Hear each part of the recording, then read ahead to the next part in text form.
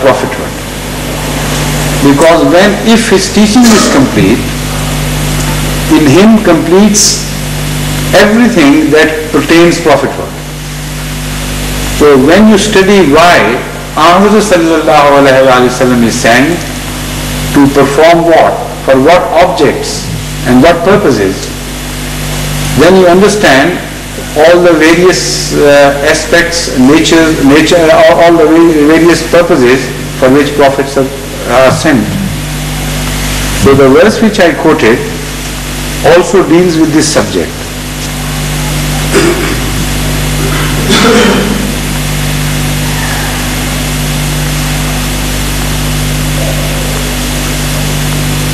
Number one, يَأْمُرُهُمْ بِالْمَعْرُوفِ وَيَنْهَاهُمْ عَنِ الْمُنكَرِ. Prophet exhorts people to do good deeds and forbids them to do evil. That is a common feature of all prophets. وَيُحِلُّ لَهُمُ الطَّيِّبَاتِ وَيُحَرِّمُ عَلَيْهِمُ الْخَبَائِثَ, and declares lawful things which are good for them and forbids those things which are bad for them. This is the process of law bringing. To tell them what is bad for them and to inform them of that which is good for them, to make unlawful the bad things and declare lawful the good things. Here the process of law bringing ends. But the purposes of prophets do not end there. وَيَزَعُ عَنْهُمْ إِسْرَهُمْ وَالْأَغْلَالَ الَّتِي كَانَتْ عَلَيْهِمْ. That is another reason why prophets are sent, to remove their burdens and to remove those shackles which are in their, is the word shackle for aghlal, or bands in the neck? What was that called? Let me refer to it. Shackles, huh? Same. The shackles, and there is a band at the end, covering the neck. Collar, yes. And remove those collars which are a part of the shackles, which are a source of restricting their movements and freedom, to make them a free society. That is one reason why prophets are sent. Which means that when prophets are sent, then people are burdened with so many cumbersome traditions, so many wrong habits and cultural values which they follow as if they make the best part of their life. But in reality, they work as shackles in the way of their progress. And they are overburdened with these customs and civilizations, let's call it. So the prophets wage a war against false civilizations, false cultures. That is another purpose of coming of the prophets. Then the Holy Quran tells us, هُوَ الَّذِي بَعَثَ فِي الْأُمِّيِّينَ رَسُولًا مِّنْهُمْ يَتْلُو عَلَيْهِمْ آيَاتِهِ وَيُزَكِّيهِمْ وَيُعَلِّمُهُمُ الْكِتَابَ وَالْحِكْمَةَ وَإِنْ كَانُوا مِنْ قَبْلُ لَفِي ضَلَالٍ مُبِينٍ. He it is, that is Allah, who raised from among the illiterate, unlettered Arabs a prophet from among them, who was also unlettered like them. يَتْلُو عَلَيْهِمْ آيَاتِهِ.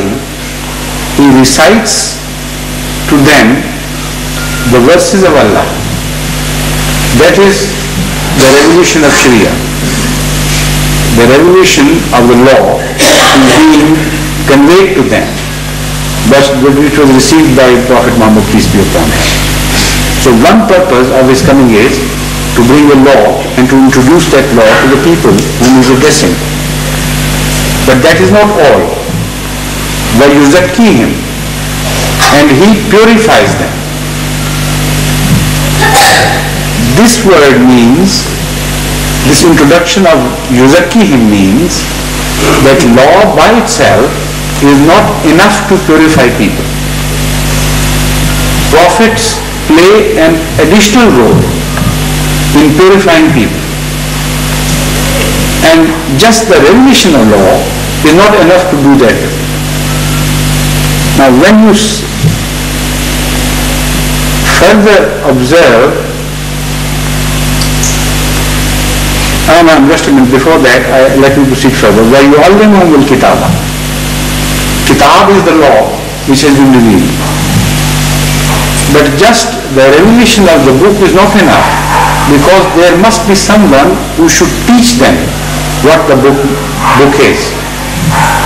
The revelation of book is one purpose, and the teaching of that book is another purpose mentioned in the Holy Quran in this verse. Wal hikmah, and the teaching of the philosophy of the book. So 4 purposes are mentioned here in this verse. Number 1, a revelation of law, and that only applies to the lawbringer prophets. Number 2, tazkiyah, that is the purification. And in this task, all prophets are,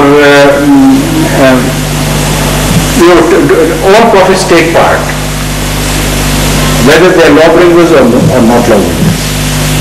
Third, teaching of the book. According to the Holy Quran, even those prophets who were not revealed, to whom Torah was not revealed, they taught Torah. That is to say, the teaching was to be taught by some others. And fourthly, the philosophy is also to be taught.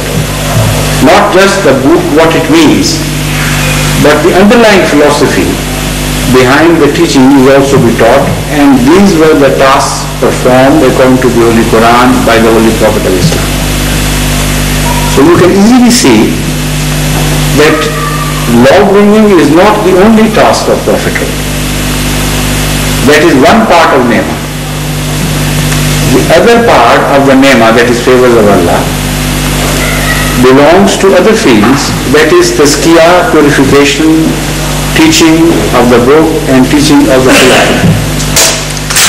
Now when you apply this to the prevailing situations at various times in religious histories, then you begin to understand the reason why prophets are required for purposes other than learning. Now I come to the modern time, to present time now. The Holy Quran remains the same. That is, the teachings of the law which was revealed to Ahmad is preserved in perfect form, without interpolation, without any change, till today. Is this book, which is as complete as it was at the time of Ahmad, enough to purify the character of Muslims? This is the question. Are the Muslims of today purified in the same manner, to the same degree, as they were purified at the time of Muhammad sallallahu alaihi wasallam? The answer is an emphatic no. An emphatic no to the highest degree.